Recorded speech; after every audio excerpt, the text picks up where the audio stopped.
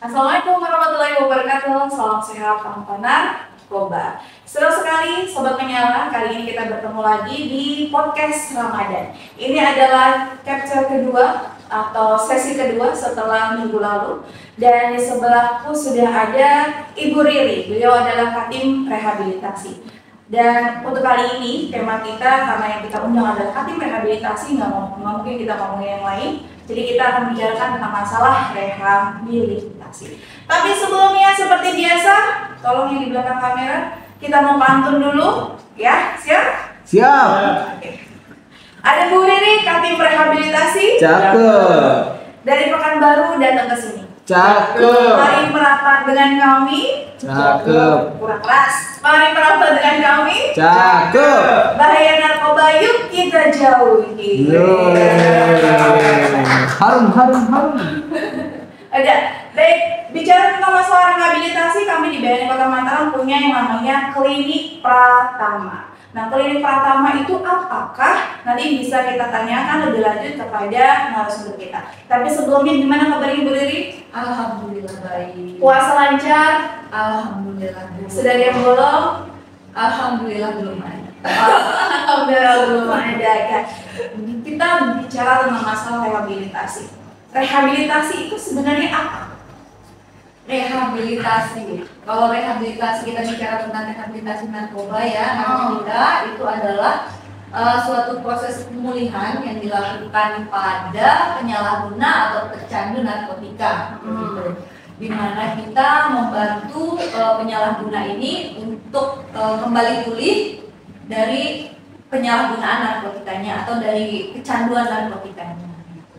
Jadi kita membantu penyalahguna untuk kembali pada siklus hidup yang seharusnya gitu. Karena sebelum dia direhabilitasi ini, sebelum dia pulih, biasanya mereka sudah gaya hidupnya gitu, pola hidup itu sudah bermasalah atau berubah gitu. Jadi untuk berupaya memulihkan orang yang jadi pecandu narkoba. Tapi sebenarnya apa sih yang menjadi trigger orang itu jadi pecandu narkoba? Nah, kalau trigger atau pemicu orang menggunakan narkotika itu macam-macam ya Bu biasanya gitu. Mulai dari pergaulan gitu. Pergaulan itu pun juga macam-macam juga gitu. Jadi kayak diajak teman, dipaksa, penasaran, atau memang di sekitar lingkungannya banyak penyalahguna narkotika begitu. Atau juga ada juga yang menggunakan narkotika itu karena ingin bersenang-senang. Awalnya bersenang-senang, kemudian akhirnya keterusan. Ada juga yang menggunakan narkotika itu karena merasakan dampak positif dari narkotika itu sendiri. Jadi misalnya seperti sabu itu kan stimulan ya. Nah, stimulan itu kan membuat kita bertenaga, bersemangat, dan dia memerlukan itu untuk bekerja misalnya. Karena dia butuh sesuatu yang membuat dia semangat supaya dia pede di pekerjaannya, kuat untuk begadang, seperti itu. Jadi macam-macam alasan orang untuk menggunakan narkotika sebenarnya. Oke, itu baru satu faktor lingkungan. Terus faktor lingkungan, jadi kemudian faktor fungsinya dari narkotika itu sendiri, kemudian tadi faktor bersenang-senang ya, fun-nya itu juga. Oh gitu. Jadi kalau misalnya itu tadi adalah orang-orang kenapa sih jadi pecandu narkoba gitu kan. Nah kalau misalnya yang datang ke BN Kota nih buat dilakukan rehabilitasi, paling banyak tuh cewek apa cowok sih? Kalau persentasenya sih cowok ya. Cowok? Iya, seperti umumnya di beberapa tempat yang pernah saya kunjungin begitu ya, yang saya lihat rata-rata itu cowok yang gitu ya. Kenapa bisa cowok gitu? Karena cowok suka tantangan atau gimana? Kalau berdasarkan riset, saya juga belum pernah baca risetnya ya atau penelitian ya tentang kenapa laki-laki yang justru lebih banyak menggunakan narkotika begitu. Tapi kalau alasan penggunaannya seperti karena lingkungan begitu, seperti yang kita tahu kalau laki-laki kan biasanya ya pergaulannya lebih kemana-mana gitu ya. Ada pertemanannya itu juga sepertinya lebih bermacam-macam, lebih bervariasi begitu ya dibandingkan juga perempuan yang biasanya aktivitasnya juga lebih terbatas, pengemanannya lebih terbatas, dan di budaya kita perempuan itu juga kan di Indonesia itu cenderung untuk lebih dibatasi ya di keluarga itu. Iya. Kalau yang sempat aku baca tuh, kenapa laki-laki lebih banyak? Karena secara psikologis soal laki-laki itu, yang pertama dia suka tantangan, yang kedua dia tidak suka berbicara, dan yang ketiga dia punya gengsi besar. Jadi cowok itu ketika punya masalah dia nggak mau curhat sama orang lain. Oh gitu ya? Iya. Jadi memendam gitu ya? Iya. Jadi dia mencari pelarian. Cowok itu seperti itu. Jadi makanya kenapa yang paling banyak itu cowok. Dan bukan berarti cowok aja, sebenarnya cowok itu bisa pakai karena dari ceweknya. Itu juga bisa sih sebenarnya. Oh iya, ada yang seperti itu? Iya, kalau tuntutan dari ceweknya dia mau A, B, C, terus akhirnya dia terpaksa. Karena kalau di cewek justru alasannya sebagian besar itu adalah karena cowoknya yang duluan pakai. Jadi intinya mereka salah-salah. Iya, begitu. Jadi kalau perempuan itu memang biasanya pacarnya pakai, terus dia keikut, diajak lama-lama nggak enak, akhirnya kepaksa ikut, atau bahkan suaminya. Itu kan kalau cowok cewek, tapi kalau misalnya itu kan kalau pacaran ya, tapi kalau misalnya dalam keluarga itu biasanya cewek banyak tuntutan gitu, harus A, B, C, stres lah suaminya ini. Terus akhirnya ke situ. Beberapa kasus memang seperti itu, kayak gitu. Terus balik lagi deh, kalau misalnya bicara tentang masalah rehabilitasi, jadi orang-orang yang seperti apa sih yang bisa dapat bantuan untuk dilakukan rehabilitasi? Orang-orang seperti apa? Apakah pecandunya itu udah pecandu akut gitu? Apa pecandu yang baru pakai 1-2 kali boleh? Atau yang orang yang sudah punya ciri-ciri adiksi baru boleh? Apakah orang yang kalau tes urinnya baru positif baru boleh? Nah, gimana tuh? Iya, jadi siapa yang boleh mendapatkan layanan rehabilitasi itu semua yang pernah menggunakan narkotika itu berhak mendapatkan layanan rehabilitasi. Cuma jenisnya pasti akan berbeda-beda layanan rehabilitasi seperti apa gitu. Apa layanan apa yang akan dia dapatkan tergantung dari hasil pemeriksaan wawancara atau yang kita sebut di sini assessment-nya gitu. Mulai dari dia yang mungkin masih tahapan coba-coba, jadi yang pernah mencicipi gitu, tapi mungkin cuma sekali, 2 kali begitu. Itu udah bisa belum tuh? Itu bisa kita berikan intervensi singkat namanya. Jadi tidak yang harus banyak gitu pertemuannya. Bisa 1-2 kali saja pertemuan untuk memberikan psikoedukasi mengenai bahaya narkotika seperti itu. Dan itu sudah bisa untuk menyelesaikan program rehabilitasinya begitu. Tapi tergantung pastinya nanti kan diobservasi lagi oleh konselornya. Apakah memang sudah cukup dengan intervensi singkat aja atau ternyata dia punya potensi untuk menjadi lebih parah penggunaannya gitu. Jadi tetap yang namanya konseling itu tergantung individunya ya sebenarnya. Walaupun di awal hasil asesmennya mungkin sama, tapi begitu konseling dijalankan, dilakukan, tiap orang pasti akan progresnya berbeda gitu. Itu nanti akan dilihat lagi, dievaluasi gitu. Nah, kemudian juga nanti kan ada juga yang penggunaannya udah dari ringan ke sedang tuh. Nah, itu tuh bisa dapat program rehabilitasi biasanya yang namanya rawat jalan gitu. Tapi kalau dari yang sedang ke berat itu dapatnya yang rawat inap.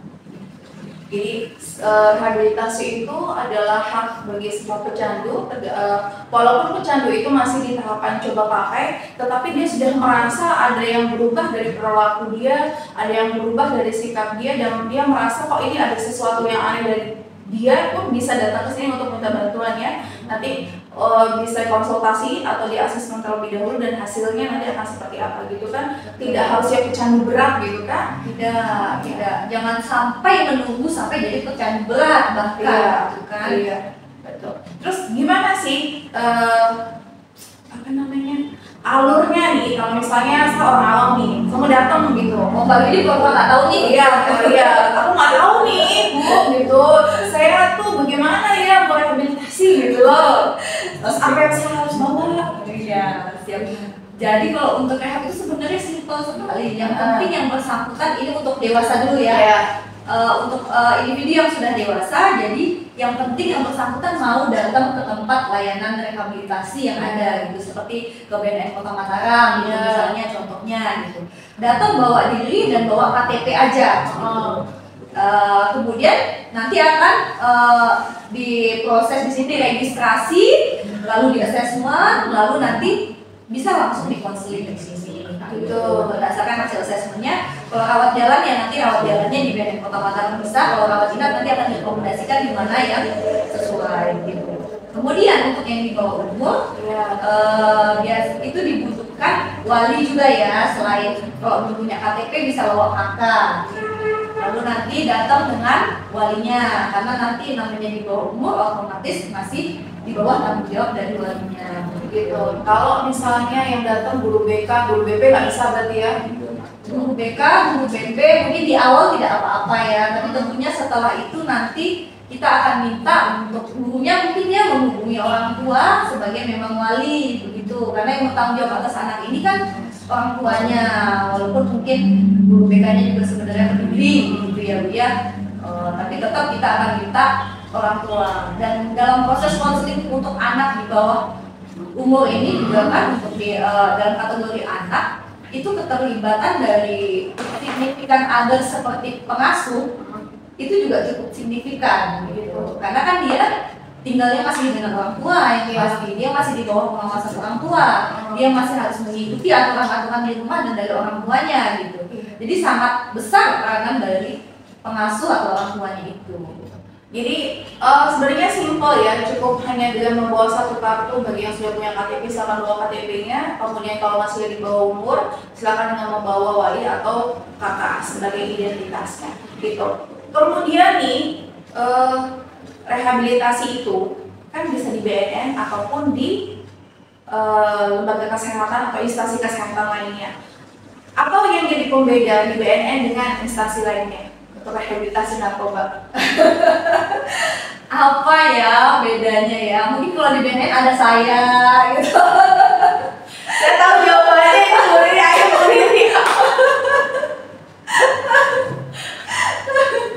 Bedanya apa ya kalau di BNN ya? Kalau di BNN itu kita kan sebenarnya memiliki standar rehabilitasi yang tempat rehabilitasinya sudah terstandarisasi gitu ya. Jadi memang apa yang kita lakukan di sini tanpa mengecilkan tempat-tempat lain juga tentunya ya sudah sesuai dengan standar yang ditetapkan oleh Kementerian Kesehatan dan dari BNN sendiri. Kalau masalah terapinya, mekanismenya itu sama, yang berbeda adalah di BNN gratis. Ya, itu adalah pembedaan yang sangat signifikan sekali. Jadi silakan yang mau gratisan datangnya ke BNN aja, gitu ya. Kami ready, tidak 24 jam, tapi kita punya jam kerja. Silakan datang untuk BNN Kota Mataram atau juga bisa dilakukan di Lingkar, yaitu di BNN Provinsi Nusa Tenggara Barat. Itu gratis, benar gratis kan Bu? Betul. Tis. Ya. Walaupun ada rawat inap, selama itu masih di balai besar di BNN itu adalah gratis, ya kan? Terus yang bayarnya itu adalah akomodasi. Nah, karena memang sayangnya balai besar rehabilitasi BNN itu nggak ada yang di Lombok, nggak ada yang di Bali, kita harus ke Jawa, ke Sumatera, ke Kalimantan, ke Sulawesi. Nah, itu yang bayar adalah biaya akomodasi untuk perjalanan, disesuaikan dengan kemampuan keluarganya. Kalau mau lewat pesawat atas, monggo. Kalau mau jalur darat, monggo gitu. Tapi nanti setelah sampai di Bali besarnya, masuk sampai dengan serah terima terakhir, mereka akan gratis. Dan perlu diingat yang gratis di sini adalah pecandunya, bukan keluarga dan pengantarnya, itu bukan tanggungan negara. Gitu. Oke, untuk direhabilitasi sendiri. Sebelum kita menjadi pecandu narkoba, kan biasanya orang-orang di rumah atau kita melihat orang itu tuh pengen tahu sebenarnya gimana sih gejala-gejala awal ketika orang itu sudah dinyatakan oh ya udah dia masuk pecandu. Gejala awal ya. Yang terlihat oleh keluarga mungkin seperti itu ya. Iya. Yang paling signifikan itu sih biasanya perubahan perilaku, perubahan gitu. Jadi ketika memang di awal mungkin ini anak mungkin kalem gitu ya, nurut gitu. Kemudian terjadi perubahan perilaku yang signifikan, misalnya jadi jauh lebih mudah emosian, gitu. Jauh lebih mudah marah, gitu. Kemudian ditambah lagi lingkungan pertemanannya yang dulu mungkin temennya sering main ke rumah, ini sekarang itu teman-temannya orang tuanya udah nggak tahu lagi nih siapa-siapa aja, udah nggak kenal gitu, temannya baru mungkin tidak dekat dengan keluarganya juga gitu. Terjadi perubahan-perubahan signifikan lah yang nggak biasa pada anaknya, dan juga pada pola hidup juga ya pastinya. Kalau penyalahguna itu cenderung untuk pola hidupnya itu tuh apa ya? Saat orang lagi tidur dia bangun, saat orang lagi bangun dia tidur, kayak gitu. Kebalikan jadinya. Iya, jadi pola hidupnya itu berantakan gitu. Dan itu juga yang diperbaiki sebenarnya pada rehabilitasi itu sendiri, khususnya rawat inap gitu. Itu diperbaiki pola hidupnya yang berantakan itu. Oh, jadi dari pola hidup, dari perilaku yang berubah, itu yang bisa jadi ciri-ciri, bukan ciri ya, kayak semacam mulai kita aware, kenapa sih ada perubahan ini anak gitu. Belum tentu sih anak ini pecandu, mungkin ada sesuatu yang lain. Berarti kita memang harus lebih aware, lebih concern dengan perubahan yang ada di keluarga kita, berarti gitu kan, dan orang-orang terdekat. Nah, terus kalau Mbak Widi mungkin ada pengalamannya nggak? Apa yang berbagi sama mungkin pernah berbagi gitu kan, sering sosialisasi gitu. Ada tambahan ininya apa? Kalau misalnya tahapan sampai di masa pecandu kan kayak biasa ya, orang itu bisa dilihat dari ciri-cirinya. Ciri fisik itu akan terlihat kalau dia sudah sampai di tahapan pecandunya. Kalau belum ada ya hanya dari perubahan perilakunya saja. Terus tapi bisa dilihat ciri dari orang tersebut. Urusan mereka kan tergantung dia pakai apa. Oh iya benar. Nggak semua pecandu itu lurus. Ada yang urusan, ada yang biasa aja gitu. Ada yang segeran malah kayak gitu. Jadi antara kurus berat badan itu tidak menjadi patokan utama dia jadi pecandu atau tidak gitu kan. Karena buat aku sendiri, aku pun kalau misalnya banyak pasal lebih banyak makan. Gitu. Jadi kalau misalnya gini, aku pernah menemukan di salah satu keluarga ibu-ibu yang nanya kan, dia nanya gini, anak saya itu sudah berubah gitu kan, berubah perilakunya, dan ada beberapa barang di rumah itu yang hilang. Nah itu kemana Bu? Yang hilang apa ya Bu? Ada gas Bu, ada gas Mbak hilang. Oh ya, sudah mulai curiga gitu. Dan dia memberikan HP. Kalau sekarang kan anak bebas sekolah sekarang kan pasti udah punya HP ya. Apalagi kita sudah melewati masa COVID kemarin, jadi semua siswa tuh punya HP. HP-nya itu sudah hilang. Nah itu sudah, itu mulai salah satu cirinya. Kemudian dia lebih banyak berbohong. Oke. Kemudian dia itu tidak suka ditanyai secara mendetail. Terkadang juga dia tidak mau banyak bicara. Kemudian kalau bicara pun tidak mau menatap matanya, kayak gitu. Terus kemudian dia nggak fokus. Dan ada kegelisahan, entah dia gerakannya, entah apa, dia nggak tenang, sistemnya kayak gitu. Itu ciri-ciri yang bisa kita lihat di awal. Karena perubahan perilaku berbeda kalau dia pada saat baru saja menggunakan, ya itu bisa yang detak jantungnya lebih kencang, keringat dingin masih mengucur, mata masih merah, jalan masih jalan masih sempoyongan, ngomong masih mengigau, itu kan tahap setelah baru saja menggunakan. Tapi kalau sudah lewat beberapa hari ya kayak gitu aja sih sebenarnya. Menyambung sama yang Mbak Widi sampaikan tadi, yang dia sudah mulai jual-jualan itu ya Bu ya, yang handphone lah dijual sama digadai, barang-barang di rumah digadai semua. Nah itu tuh cenderung untuk sering munculnya pada penyalahguna justru pada saat dia sudah di tahapan sedang keberat biasanya. Karena biasanya pada saat sedang keberat ini dia sudah mulai kehabisan uang ya kan Bu ya.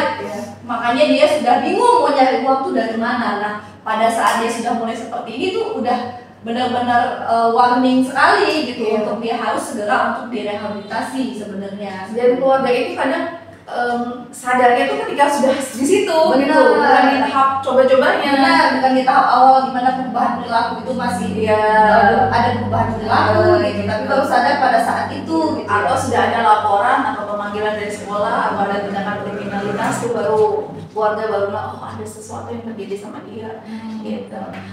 Dan lagi Bu Riri, kalau misalnya nih ada yang nanya, Bu, rehabilitasi itu kayak apa sih? Anak saya itu nanti diapain? Apalagi yang rawat inap, karena kalau rawat inap itu berarti kan lepas dari keluarga, gitu. Dia nggak bisa mendampingin. Kalau sakit biasa kan didampingin, gitu. Nah itu nanti anak saya diapain gitu? Itu udah kegalauan ibu yang kadang tuh nggak mau melepas anaknya gitu. Apa aja diapain? Nggak diapa-apain. Nggak diapa-apain di rumah aja Bu.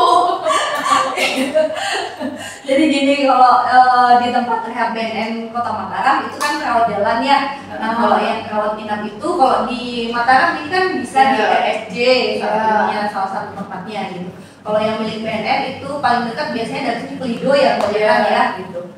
Nah kalau di tempat rehab BNN yang rawat inap itu mereka menggunakan program yang namanya therapeutic community, di mana mereka basicnya itu adalah pada perilaku, perubahan perilaku seperti yang tadi sudah kita bahas juga mengenai adanya perubahan pola hidup pada penyalahguna ini. Saatnya tidur dia bangun, saatnya bangun dia tidur, terus dia nggak makan itu pada pengguna sedang berat itu tadi ya, makanya dia membutuhkannya rawat inap gitu.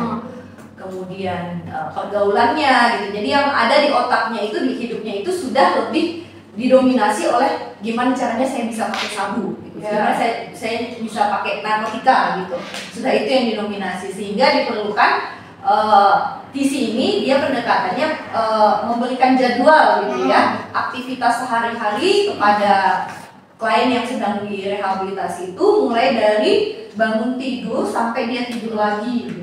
Oh luar biasa. Iya, ada daily schedule-nya, benar-benar kita Bu, mungkin kalau kita lihat kita juga nggak sanggup mungkin ya melakukan itu, tapi mereka itu harus dijalankan dan ada MOD atau seperti konselor yang mengawasi gitu. Jadwal kegiatan itu harus gitu dilaksanakan. Mereka Bu bangun tahajud dulu, subuh dulu, kemudian setelah itu function atau bersih dulu, jadwalnya super duper teratur gitu. Nah pernah jadi pertanyaan begini, sis bro gitu mereka nanya, yang nggak pakai aja mungkin nggak bisa melakukan ini, apalagi kami yang penyalahguna gitu. Ini kan berat ya rasanya dengan jadwal begitu. Nah ternyata dibuat jadwal seideal itu adalah tujuannya adalah seperti memaksa mereka untuk kembali ke pola hidup yang teratur itu. Walaupun nanti setelah keluar itu agak sulit sekali atau hampir mustahil untuk mereka lakukan tepat seperti itu, tapi paling tidak pola garis besarnya itu mereka dapat, ya mereka tahu. Jadi tetap sholat misalnya, lalu setelah itu makan, mandi gitu. Kan kebersihan diri juga kan pada saat menggunakan sangat kurang gitu ya. Nah ini juga kembali seperti itu gitu. Dan ketika mereka tidak melakukan itu, tidak ikut dengan aturan itu, ada sanksi-sanksi yang diberikan. Tapi sanksinya tidak fisik ya, tapi lebih seperti menasehati lah begitu. Diskusi, diingatkan oleh teman-teman begitu.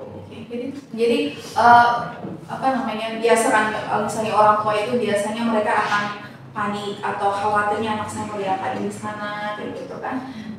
Bahwa tenang aja Bapak Ibu sekalian, untuk tahapan rehabilitasi rawat inap itu semua programnya kita sudah ada metodenya dan semuanya dilakukan oleh para ahlinya gitu. Jadi percayakan keluarga Anda untuk dilakukan rehabilitasi di kami, karena kami sudah tahu metodenya dan sudah diuji beberapa kali dan nanti akan hasil. Tapi ketika keluar itu akan kita kembalikan totally semuanya kepada keluarga gitu. Tapi kalau misalnya kita ditanya kita di sana diapain, yang pertama itu masih dilakukan adalah treatment medis dulu ya, detoksifikasi dan lain sebagainya. Jadi pengeluaran zat atau narkobanya itu di dalam tubuhnya dulu. Tubuhnya itu kita bantu untuk dinetralisirkan dulu. Jadi programnya, kalau misalnya saya ngobrol di Bagus Lido, itu kan programnya itu sangat menyakitkan memang, karena kan sekarang udah nggak boleh substitusi ya.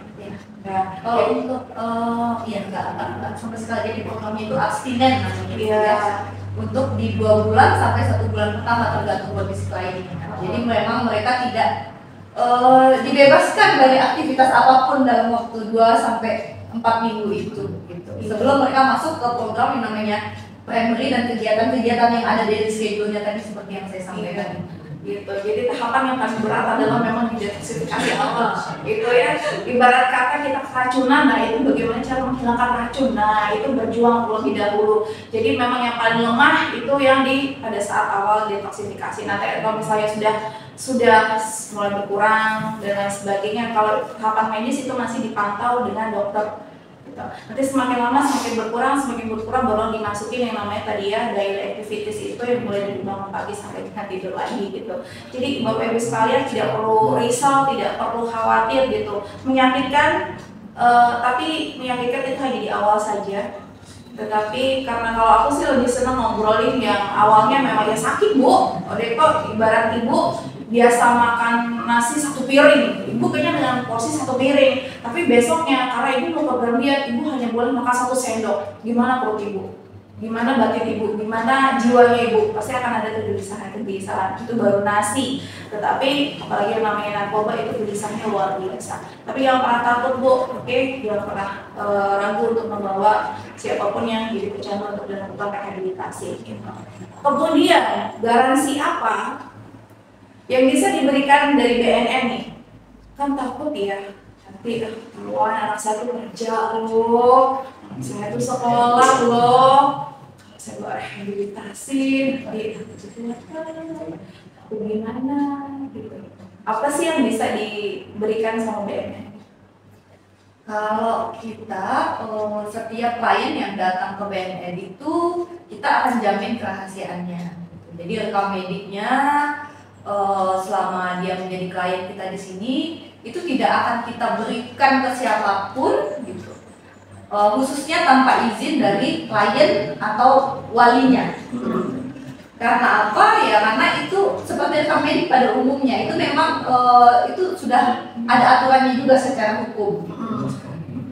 Karena klien itu berhak untuk tidak memberitahukan kondisi kesehatannya, karena ini kan masuk kepada penyakit ya sebenarnya penyalahguna ini ya, adiksi ini gitu. Dia berhak untuk tidak memberitahukan kepada orang lain kondisinya seperti itu. Jadi kita di BNN itu menjamin kerahasiaan dari seluruh klien yang datang. Gitu. Bahkan ke sesama konselor pun, jika itu tidak dibutuhkan, konselor itu sesama staf ya yang ada di BNN ini, jika memang tidak diperlukan, tidak ada keperluan diskusi misalnya seperti itu tentang kondisinya klien, itu kita tidak akan diskusikan, itu tidak akan menceritakan apapun gitu. Jadi pasti dijamin rahasia ya gitu. Kalau misalnya apakah akan dilaporkan nih, kan ada yang bekerja, nanti dia mau ikut tempat pimpinan, ada yang masih sekolah, nanti dilaporin ke kepala sekolah, Tidak seperti yang tadi saya sampaikan, ini dijamin kerahasiaan. Benar ya, dijamin ya. Untuk keperluan rehabilitasi. Betul, iya. Makanya jangan ragu-ragu datang ke sini. Dan ada jam untuk rehabilitasi itu kan fleksibel ya Bu ya. Kalau misalnya lagi sekolah boleh pada saat dia istirahat atau apa gitu kan, boleh request gitu. Boleh, apalagi kalau untuk anak sekolah ya dia tentunya jadwalnya juga kita sampaikan menyesuaikan dengan jadwal sekolah gitu. Sebisa mungkin jangan sampai mengganggu juga gitu. Karena kan sekolah untuk anak-anak sekolah ini walaupun dia penyalahguna tetap prioritas. Makanya kalau bisa kita juga punya kemarin beberapa klien yang masih sekolah ya, kita juga minta mereka datang itu di atas jam 2. Di atas. Iya, jadi biasanya udah pulang sekolah. Iya, karena kita tanya juga biasa pulang sekolah jam berapa gitu. Jam 1 katanya atau jam 2. Oh ya udah setelah itu nanti datang ke sini. Dan kalau bisa pakai jaket gitu atau apa gitu untuk jangan melindungi dia aja biar nggak terlalu kelihatan orang dengan seragamnya gitu. Baik Sobat Menyala, dan nggak terasa nih udah sampai di ujung. Sebenarnya banyak yang akan kita bicarakan, tapi jangan dihabiskan untuk di capture ini, di part ini. Kita akan bertemu lagi tentang rehabilitasi di part lainnya gitu ya. Untuk kesimpulannya kali ini, apa tuh Bu Dewi? Ya mungkin rehabilitasi itu bisa untuk semua orang ya, semua penyalahguna, baik itu dari yang mungkin teman-teman yang pernah coba-coba kemudian ada yang pakai rutin sampai ke penyalahguna berat yang pakainya sudah mulai lebih sering gitu ya. Silahkan datang saja ke kantor BNN Kota Mataram. Di sini akan kami terima dengan terbuka gitu. Yang dibutuhkan ketika datang yaitu ya cuma bawa identitas saja dan rehabilitasi di BNN Kota Mataram itu, dan di BNN itu sifatnya gratis dan tentunya tidak akan diproses secara hukum begitu. Dan apapun informasinya, data dari klien yang datang ke sini itu sifatnya rahasia, artinya tidak akan kita sebarluaskan kemanapun. Jadi aman dan tentram. Aman gitu ya, jadi jangan pernah takut untuk datang untuk dilakukan rehabilitasi. Akan lebih baiknya lakukan pencegahan terlebih dahulu supaya jangan kebablasan. Karena rehabilitasi itu adalah satu-satunya cara untuk keluar dari penyalahgunaan narkotika sampai dengan sekarang gitu. Ya, senang sekali. Terima kasih Bu Riri. Jangan pernah kapok kalau misalnya kita undang untuk podcast selanjutnya. Siap. Yang konon kabarnya masih berlanjut walaupun namanya ini adalah podcast Ramadan. Kabarnya itu adalah masih diteruskan setelah Ramadan. Podcast Lebaran. Jadi podcast menyala mungkin besok ya gitu. Ini sebelumnya saya tutup dulu dengan pantun. Tolong yang di belakang cakepnya yang luar biasa. Siap. Puasa itu menahan lapar dan dahaga. Cakep. Jaga emosi, jangan sampai menyala. Cakep. Ayo semua tetap siaga. Cakep. Jauhi narkoba, perbanyak pahala. Salah kata wabillahi taufiq wal hidayah. Wassalamualaikum warahmatullahi wabarakatuh. Bareng-bareng ya kita BNN Kota Mataram menyala.